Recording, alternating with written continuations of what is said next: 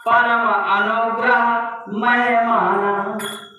आज कहने लगे हे नाथ, हे कृपा निधान, हमारे स्वामी ने जो हमें श्राप दिया, कहते हैं संत जन अगर क्रोध भी करे ना तो उनके क्रोध में भी कल्याण छुपा होता है। अगर कोई संत ऋषि मुनि हम पर क्रोध करें तो उनके उस क्रोध में भी कल्याण ही छिपा होता है, जगत का, संसार का। उनका क्रोध भी क्या बन जाता है? उनका क्रोध भी एक कथा बन जाती है। उनका क्रोध भी एक कथा बन जाती है। एक कथा क्या है?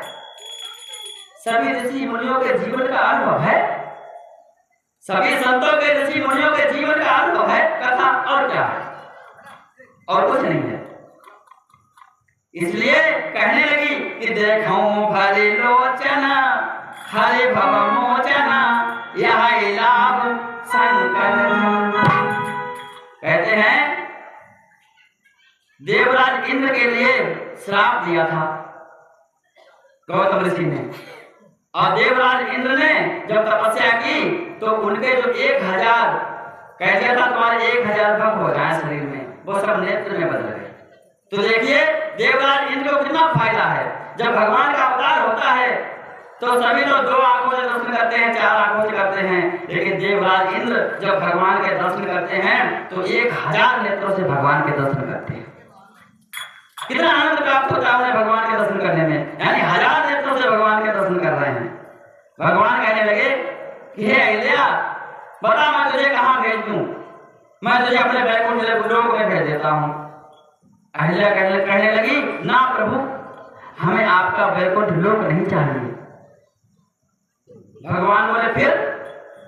अहिल्या कहने लगी प्रभु अगर आप कहीं मुझे भेजना चाहते हैं तो हमारे पति के लोक को हमें भेज दीजिए, जहां हमारे पति विराजमान हैं हमें वहीं भेज दीजिए। तुरंत भगवान ने अहिल्या को उसके पति के लोक को भेज दिया। नहीं तो कोई स्त्री होती तो कहती कि ऐसे पति का क्या करें जिसने हमें श्राप दे दिया है?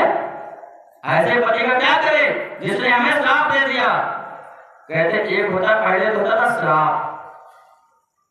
वो श्राप जो था या तो कल्याणकारी होता था या विनाशकारी होता था, लेकिन आजकल है पता क्या? श्राप। श्राप तो रहा नहीं, श्राप तो नहीं रहने गया, क्योंकि श्राप देने लायक रह नहीं गया है। एक शराब रह गई है जो कल्याणकारी तो है नहीं, केवल विनाशकारी है। कैसे? एक मुझे दृष्टांत याद आ गया। एक पंडित जी थे, उन्होंने बहुत तपस्या की और तपस्या करने के उपरांत इसी शरीर से चले गए स्वर्गलोक।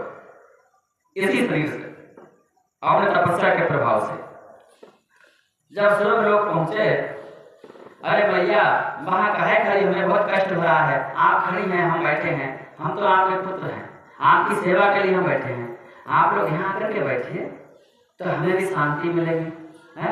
नहीं तो आप खड़ी हैं लेकिन कष्ट हमें हो रहा है। बोलो सीतारामचंद्र भगवान की, पवन पुत्र हनुमान की।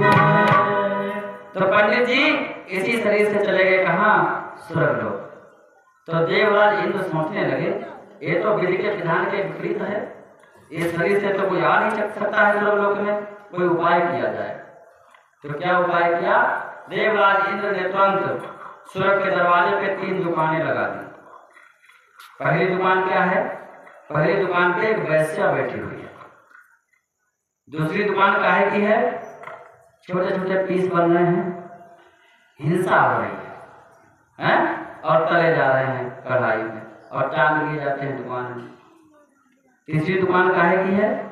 तीसरी दुकान पे एक बहुत सुंदर व्यक्ति सूट बूट पहने, टाई बांधे और एक बहुत सुंदर सा गिलास लिए हुए है और बहुत सुंदर सी बोतल उसके हाथ में है। इसे कहते हैं मदिरा। मदिरा की दुकान लगा रखी है। तो जैसे पंडित जी पहुंचे दरवाजे पर तो पहली दुकान के पास जब पहुंचे तो जो वैश्या बैठी थी कहने लगी महाराज आइए आपका स्वागत है। पंडित जी बोले राम राम राम राम, कौन आएगा यहाँ? अरे यहाँ तो कदम भी रखेंगे तो हमारा जीवन बर्बाद हो जाएगा, सारी तपस्या हमारी खंडित हो जाएगी, भंग हो जाएगी।